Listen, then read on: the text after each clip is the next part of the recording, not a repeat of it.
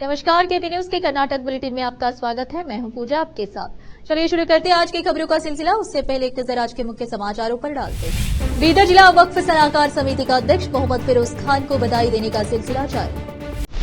PM Modi आज खरगे के गृह क्षेत्र कलबुर्गी से बीजेपी के चुनाव अभियान की शुरुआत। कर्नाटक के डिप्टी सीएम डीके शिवकुमार का दावा है कि चुनाव से पहले बीजेपी जेडीएस कार्यकर्ता कांग्रेस में शामिल होने के लिए उत्सुक है। सीआईडी ने पूर्व सीएम येदियुरप्पा के खिलाफ पोस्को मामले को अपने कब्जे में ले लिया।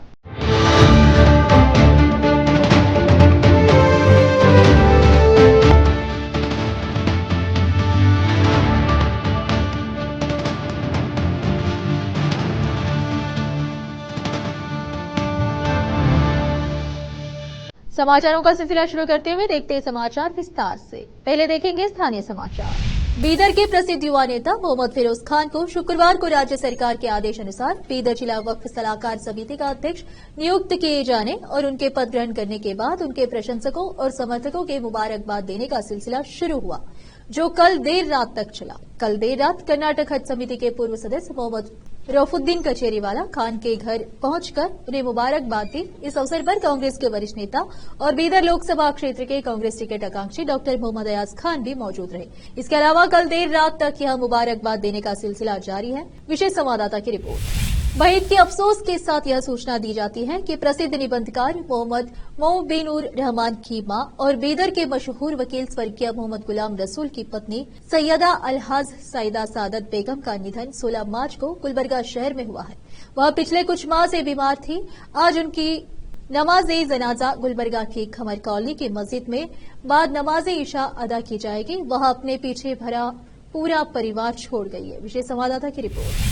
रोकते समाचारों का सिलसिला ब्रेक के लिए। चल लौटते हैं ब्रेक के बाद।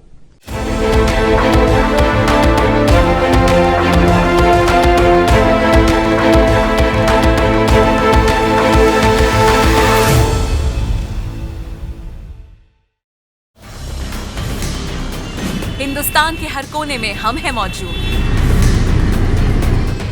24 घंटे हालात पर गहरी नजर, खबरों से जुड़े चुपते सवालात और आपको दिखाता है धार्मिक, सामाजिक, राजनीतिक, लोकल और इंटरनेशनल न्यूज की सबसे बेहतर कवरेज, जो आपको रखती है हर पल बाखबर। देश और दुनिया भर की खबर के लिए देखते रहें केपी न्यूज 24/7।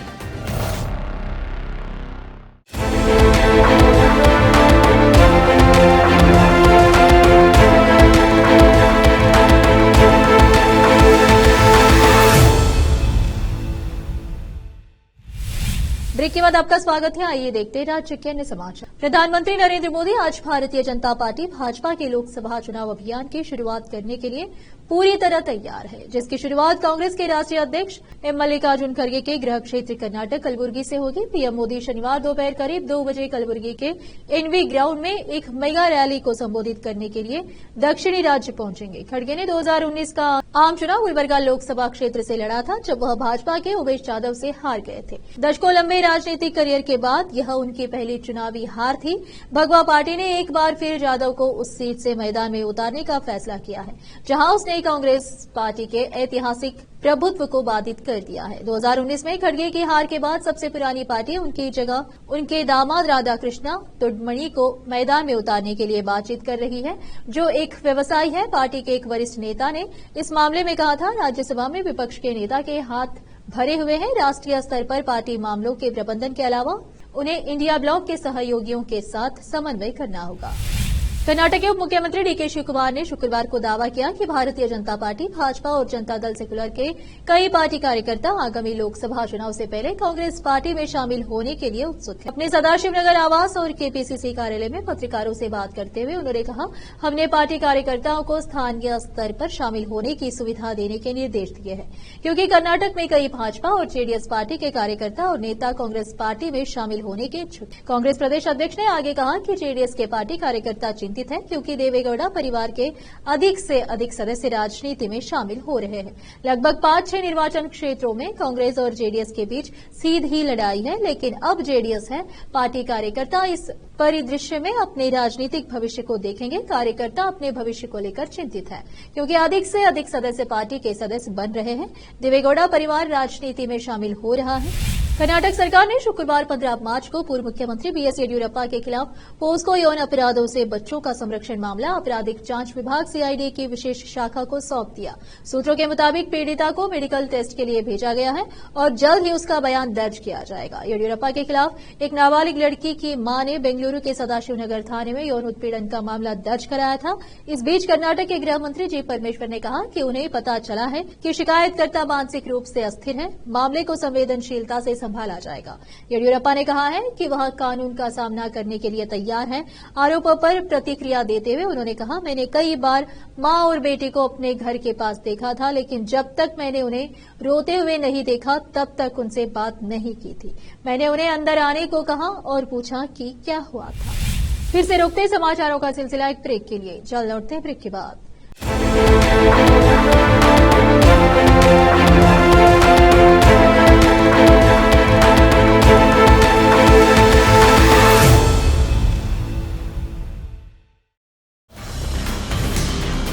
हिंदुस्तान के हर कोने में हम हैं मौजूद।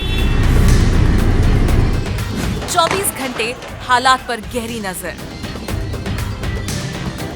खबरों से जुड़े चुपते सवालात और आपको दिखाता है धार्मिक, सामाजिक, राजनीतिक,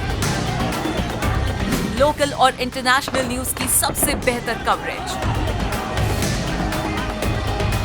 जो आपको रखती है हर पल बाखबर। देश और दुनिया भर की खबर के लिए देखते रहें केपी न्यूज 24/7। ब्रेक के बाद आपका स्वागत है। आइए देखते हैं समाचार। भाजपा के वरिष्ठ नेता और कर्नाटक के पूर्व मुख्यमंत्री के.एस. ईश्वरप्पा ने घोषणा की कि वह आगामी लोकसभा चुनाव में शिवमोगा से निर्दलीय उम्मीदवार के रूप में चुनाव लड़ेंगे। ईश्वरप्पा ने शुक्रवार 15 मार्च को शिवमोगा में अपने समर्थकों के साथ बैठक के बाद यह घोषणा की। पूर्व मुख्यमंत्री बीएस येडियुरप्पा के बेटे बीवाई राघवेंद्र शिवमोगा से भाजपा के उम्मीदवार हैं, जबकि कांग्रेस ने इस सीट से गीता शिवराज कुमार को अपना उम्मीदवार बनाया है। गीता शिवराज कुमार दिवंगत पूर्व मुख्यमंत्री एस. बंगारप्पा की बेटी और राज्य के शिक्षा मंत्री मधु बंगारप्पा की बहन है। उन्होंने कन्नड़ सुपरस्टार शिवराज कुमार से शादी की है। इस बीच ईश्वरप्पा ने कहा है कि वह यह उजागर करने के लिए एक स्वतंत्र उम्मीदवार के रूप में चुनाव लड़ेंगे कि राज्य भाजपा येडियुरप्पा के परिवार के चंगुल में है। उन्होंने कहा, हिंदुत्व कार्यकर्ता राज्य में पारिवारिक राजनीति से दुखी है। बुनियादी ढांचा विकास मंत्री एमबी पाटिल का मानना है कि रेलवे लाइन के विद्युतीकृत होने के बाद वंदे भारत वीवी एक्सप्रेस को बागलकोट के रास्ते बेंगलुरु और विजयपुरा के बीच शुरू किया जा सकता है। शुक्रवार को उन्होंने अपने विभाग और दक्षिण पश्चिमी रेलवे एसडब्ल्यूआर के अधिकारियों के साथ समीक्षा बैठक की। उनके कार्यालय के एक बयान के अनुसार उन्होंने रेलवे से इस महीने के भीतर बागलकोट विजयपुरा लाइन के विद्युतीकरण को पूरा करने और बेंगलुरु और विजयपुरा के बीच यात्रा के समय को 14 घंटे से कम करके 10 घंटे करने के लिए कदम उठाने का आह्वान किया। उन्होंने कहा कि बेंगलुरु से विजयपुरा 660 किलोमीटर तक ट्रेन को लगभग 14 घंटे लगते हैं, क्योंकि वे इंजन को रिवर्स करने के लिए हुबली में 45 मिनट तक रुकती है। इसी तरह गदग में भी समय बर्बाद होता है। उन्होंने सुझाव दिया कि रेलवे हुबली, दक्षिण और गदग के माध्यम से ट्रेन चलाने की व्यवस्था करे। जैसा कि प्रधानमंत्री नरेंद्र मोदी शनिवार को कर्नाटक के कलबुर्गी से अपने आम चुनाव अभियान की शुरुआत कर रहे हैं, सीएम सिद्धरामैया ने पूर्व पर हमला किया और उनसे पूछा कि उनकी पार्टी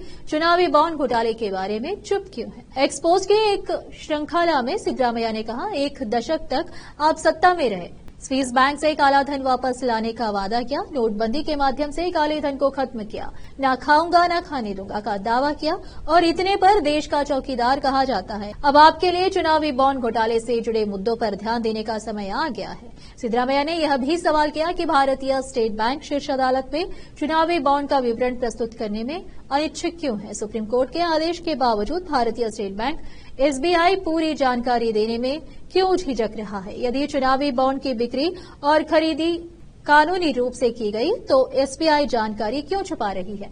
एसबीआई पर दबाव कौन बना रहा है। प्रधानमंत्री नरेंद्र मोदी कृपया जवाब दें। जैसे ही भाजपा के पूर्व मंत्री वी सोमन्ना ने शुक्रवार को अपना सांसदीय चुनाव अभियान शुरू किया, पूर्व मंत्री जेसी मधुस्वामी न केवल दूर रहे बल्कि उन्होंने यह भी घोषणा की कि वह सोमन्ना के लिए कभी प्रचार नहीं करेंगे। उन्होंने संवाददाताओं से कहा, अगर जिले के भीतर से कोई उम्मीदवार होता तो मैं विचार करता, लेकिन मैं सोमन्ना के लिए प्रचार नहीं करूंगा। उन्होंने यह भी आरोप लगाया कि पूर्व सीएम बीएस येदियुरप्पा ने उन्हें पार्टी का टिकट दिलाने का वादा किया था, लेकिन उन्होंने उन्हें धोखा दिया, जैसा कि द्रोणाचार्य ने एकलव्य के साथ किया था। उन्होंने कहा, मैं भाजपा में सुरक्षित महसूस नहीं करता हूं और मुझे नहीं लगता अगर मैं कांग्रेस में शामिल होता हूं तो मुझे सुरक्षा मिली, लेकिन मैं 4-5 दिनों में अपने समर्थकों के साथ बैठक के बाद फैसला करूंगा। मधुस्वामी के बीजेपी छोड़ने की भी चर्चा थी। हालांकि सोमन्ना मधुस्वामी के दरवाजे पर उनसे मिलने के लिए तैयार थे, लेकिन उन्होंने उन्हें कोई मौका नहीं दिया। मैंने गुरुवार को मधुस्वामी को फोन पर बुलाया था, लेकिन उन्होंने मुझसे बिल्कुल भी न मिलने के लिए कहा। आशा है कि बीएस येदियुरप्पा उन्हें जल्द ही मना लेंगे, सोमन्ना ने संवाददाताओं से कहा। फिर से एक नजर मुख्य समाचारों पर। बीदर जिला वक्फ सलाहकार समिति का अध्यक्ष मोहम्मद फिरोज खान को बधाई देने का सिलसिला जारी। पीएम मोदी आज खरगे के गृह क्षेत्र कलबुर्गी से बीजेपी के चुनाव अभियान की शुरुआत की। कर्नाटक के डिप्टी सीएम डीके शिवकुमार का दावा है कि चुनाव से पहले बीजेपी जेडीएस कार्यकर्ता कांग्रेस में शामिल होने के लिए उत्सुक है।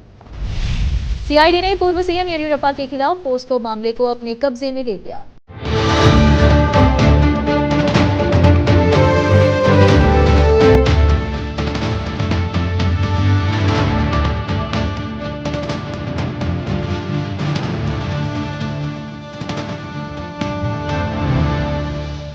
केपी न्यूज के कर्नाटक के बुलेटिन में आज इतना ही। आप देख रहे थे केपी न्यूज का कर्नाटक बुलेटिन।